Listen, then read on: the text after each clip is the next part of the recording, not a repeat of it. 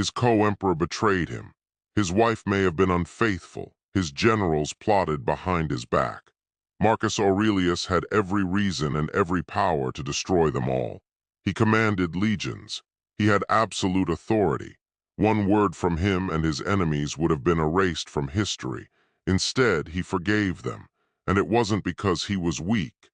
It was because he understood something about human nature that most people never grasp. In 175 AD, Marcus received news that would have broken a lesser man. Avidius Cassius, one of his most trusted generals, the man who had led Roman armies to victory in the East, had declared himself emperor. He claimed that Marcus was dead or dying, and that Rome needed new leadership. Whether Cassius genuinely believed Marcus was dead or whether it was a calculated power grab remains debated by historians. What isn't debated is the scale of the betrayal.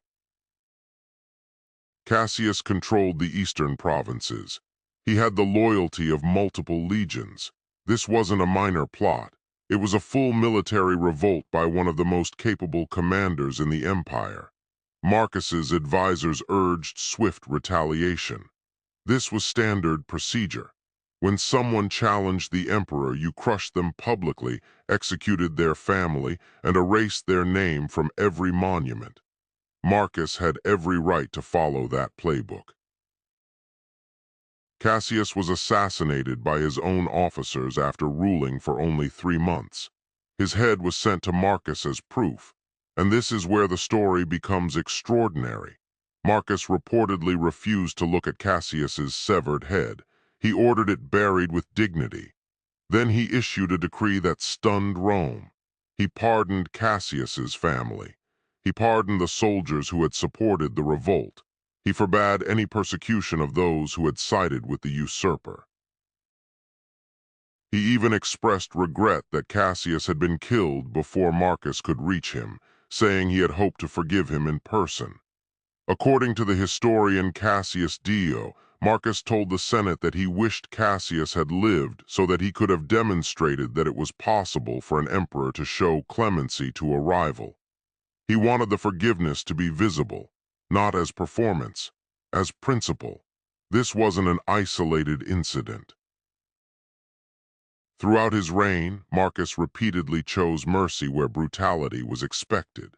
When conspirators were discovered, he sought the minimum response. When enemies were defeated, he offered terms rather than destruction. The Roman world operated on a simple rule: power is demonstrated through the destruction of those who challenge it. Marcus lived by a different rule entirely. Power is demonstrated through the restraint of those who possess it. So what was the philosophical foundation for this extraordinary behavior? Why did Marcus choose forgiveness when revenge was easier, expected, and politically advantageous?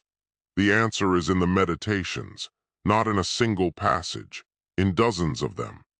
Marcus returns to the theme of forgiveness more often than almost any other subject, and his reasoning is remarkably consistent.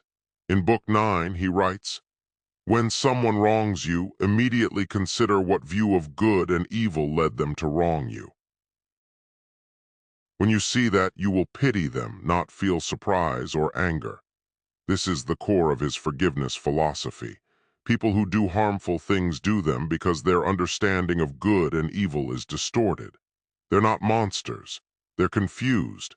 They genuinely believe that their actions are justified, necessary, even virtuous. Cassius probably believed he was saving Rome. The courtiers who schemed behind Marcus's back probably believed they were protecting their own survival. He understood the mechanism behind it, and that understanding dissolved the rage that would have driven a normal emperor to bloodshed. In Book 11, he pushes further. He asks himself, what has this person's wrongdoing actually done to me? Has it damaged my character? Has it made me less virtuous? Has it touched the inner citadel? If not, then the wrongdoing harmed only the person who committed it, and punishing them for their own self-inflicted damage isn't justice. It's pettiness. This is the logic that made Marcus's forgiveness possible. The wrong didn't reach him, not because he didn't feel it, but because he'd spent years building an inner architecture that external betrayal couldn't penetrate. The forgiveness wasn't generous, it was logical. Why would you destroy someone for something that didn't damage you? Here's the dimension of forgiveness most people miss entirely. Marcus didn't forgive for the sake of his enemies, he forgave for the sake of himself. When you carry anger toward someone who wronged you, the anger doesn't reach them. It sits inside you. It occupies your thoughts. It disrupts your sleep. It poisons relationships that have nothing to do with the original offense. The person you resent may not even know you're angry. They've moved on. Meanwhile, you're replaying the injury on a loop, suffering from something that happened once but that you experience over and over again. Marcus saw this clearly. In Book 6, he writes, "The best revenge is not to be like your enemy." That line is usually read as moral advice. Be the bigger person, take the high road, but it's deeper than that. Marcus is saying that when you carry resentment, you become your enemy. You adopt their tactics. You think the way they think. You let them live inside your mind, occupying space they never earned and controlling emotions they never deserved access to. Forgiveness evicts them, not from your memory, from your mental real estate. The event stays, the story stays, but the emotional grip loosens, and what replaces the grip is not warmth toward the person who hurt you. It's freedom from them, freedom to think about something else, freedom to feel something else, freedom to use the energy you were wasting on resentment for something that actually deserves it. Marcus didn't forgive Cassius because he liked him. He forgave Cassius because carrying the resentment would have cost more than the betrayal itself. So how do you practice this when the resentment feels justified and the anger feels permanent?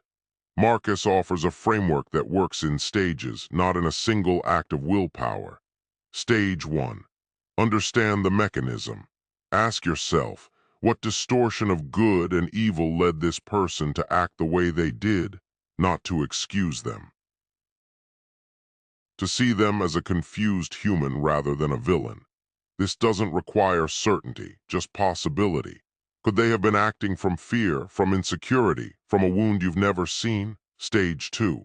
Assess the real damage. Ask, has this actually harmed my character?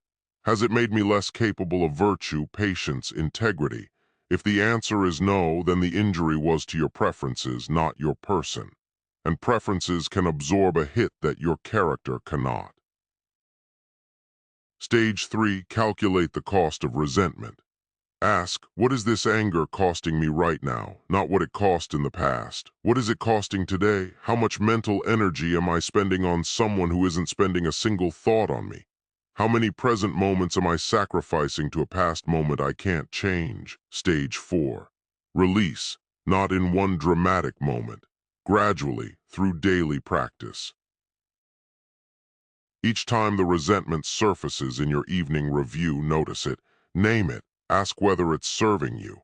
And if it isn't, which it never is, set it down one more time. Eventually, the setting down becomes easier than the picking up. And that's when you know the forgiveness has taken hold.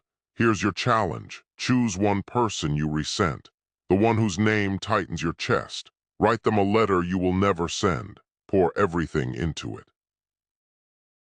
Every grievance, every hurt, every word you've been rehearsing, get it all out of your body and onto the paper. Then write a second letter, this one is harder. In it, explain why, given their life and their limitations, they might have acted the way they did, not to excuse them, to understand the mechanism, to see the confused human behind the behavior. When both letters are done, destroy them. Burn them if you can. The first letter empties the wound. The second letter removes the poison. And the act of destruction tells your mind that the episode is over, not forgotten, finished. Marcus Aurelius had the power to destroy everyone who ever wronged him. He chose not to, not because he was soft, because he was free, free from the need for revenge, free from the prison of resentment. Free to use his energy for something that mattered instead of something that was already over. The best revenge is not to be like your enemy.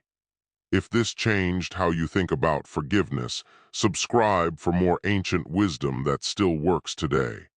Drop a comment telling me who you're ready to release. I read every single one.